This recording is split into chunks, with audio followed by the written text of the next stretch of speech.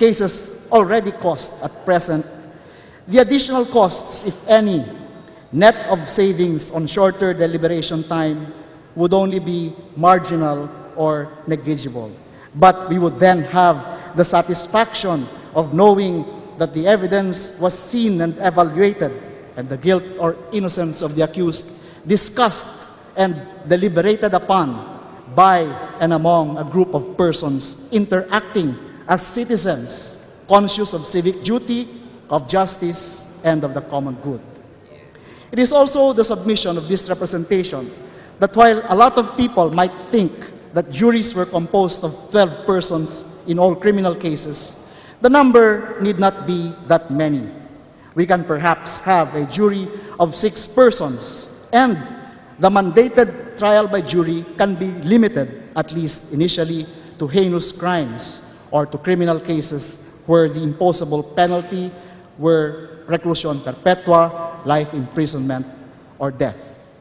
As I end, Mr. Speaker, may I exhort our distinguished colleagues to consider and reflect upon the possibility of adopting a system of trial by jury in criminal cases towards eventually passing a measure that would make the outcome of criminal trials less dependent on the subjective dispositions of the individual judge and more satisfactory to the public, to the political community as a whole.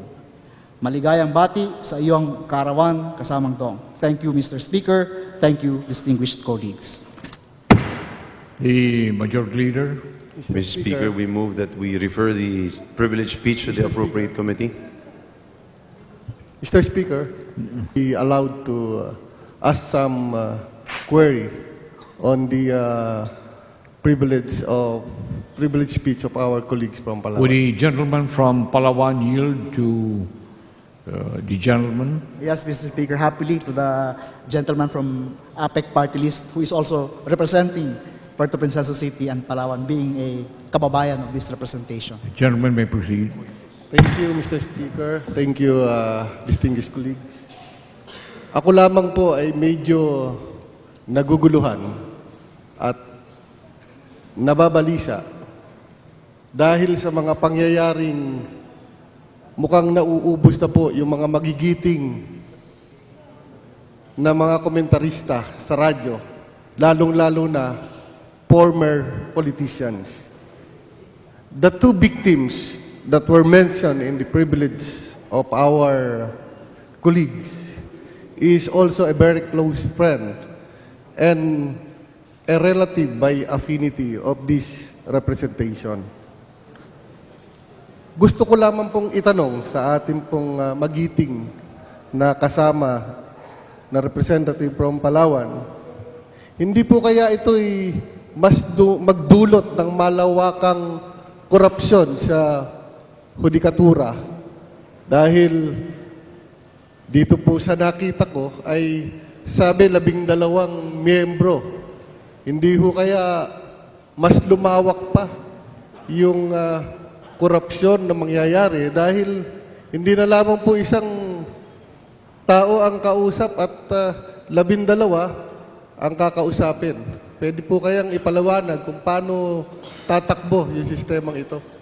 Salamat po sa tanong. Sa katunayan, gusto ko pong sabihin na hindi sa technical na aspeto nito, yung posibilidad na magkaroon ng paglilitis sa pamamagitan ng hurado. Pero tungkol sa korupsyon, pwede ngang sabihin na mas lalawak ang korupsyon, mas marami ang babayaran.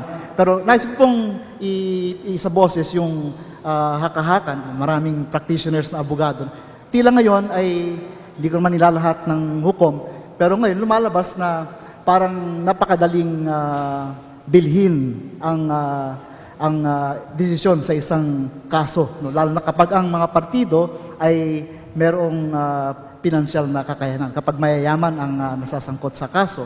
Kaya nga po, iniisip ko kung mas marami ang maghuhusga, kung isang hurado sa halip na isang hukom lamang ay baka mas mahirap na mabili ang desisyon.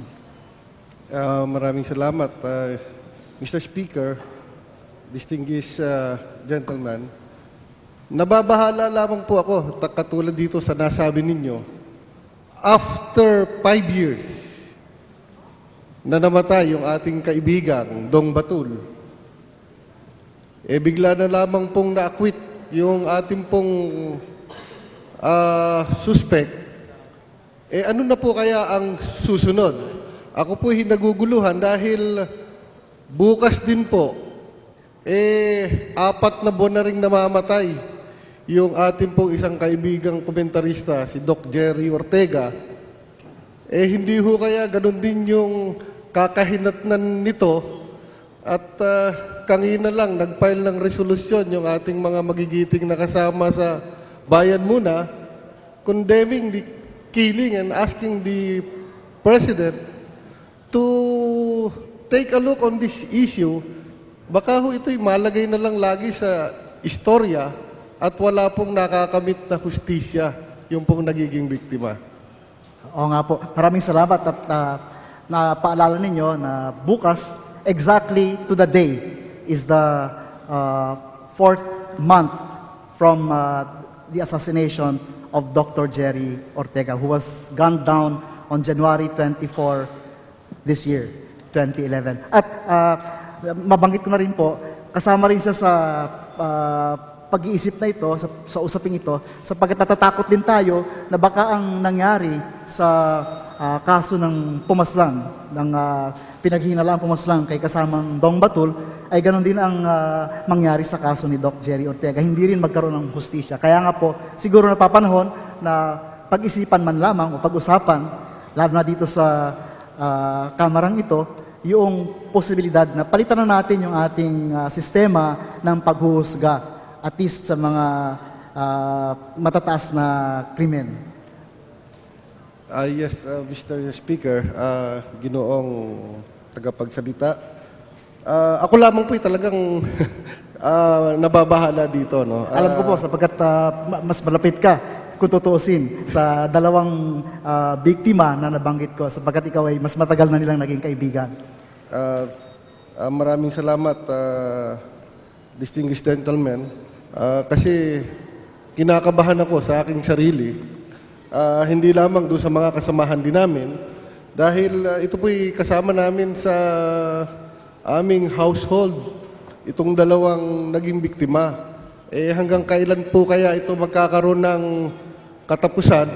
Dahil napakarami na po talaga. So, sana kung mapapag-aralan po at ito'y maging karapat-dapat katanggap-tanggap sa mamamayang Pilipino na hindi magkakaroon ng duda sa mga desisyon ng ating hudikatura, siguro po ay isa po itong representasyon na susuporta dito po sa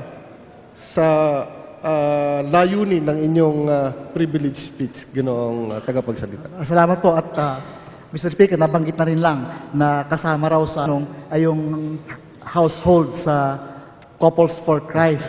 At dahil nabanggit na rin yung Couples for Christ, gusto kong banggitin na itong si kasamang Dong Batul at si Doc Jerry Ortega ay dalawa sa pinakamalapit na kaibigan ng ating obispo ni Most Reverend Pedro Arrigo. Kaya ang biruan, mahirap pala maging malapit na kaibigan ng ating obispo sapagkat napapaaga, nababaril.